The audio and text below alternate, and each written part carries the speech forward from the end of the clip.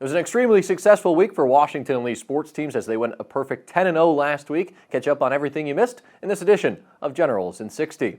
The Generals women's soccer team is off to a 4-1 start thanks to two more home wins this weekend over Barry 8-0 and York 2-0. The Generals have now recorded 4 straight shutouts and only conceded 1 goal this season. As for the WNL men's soccer team, they registered a pair of victories against Oglethorpe 3-0 and Brevard 2-1. The Blue and White are now 3-3 on the season as senior Wayme Agba moved into 4th all-time in program history with his 37th career goal on Sunday. It was a record-setting performance for sophomore Vivi Vasquez of the WNL volleyball team as she notched 42 digs in a 5-set win over Carnegie Mellon on Saturday. The Generals added 2 more wins against Hollins and Salisbury in straight sets as they are off to a 9-0 start. The Generals football team grabbed their first win of the year against Apprentice on Saturday afternoon, 68-28. The Generals had 8 different players combined for 10 touchdowns as the Blue and White scored their most points in a game since 1919. WNL field hockey beat Catholic 4-2 at home on Saturday. Fourth quarter goals from Jenna Bernstein and Betty Boatwright were the difference for the Generals as they are now 4-1 to start the season. Lastly, men's tennis opened up ODAC play with a 7-0 win against Randolph-Macon on Sunday afternoon. Lots more action this week away from Lexington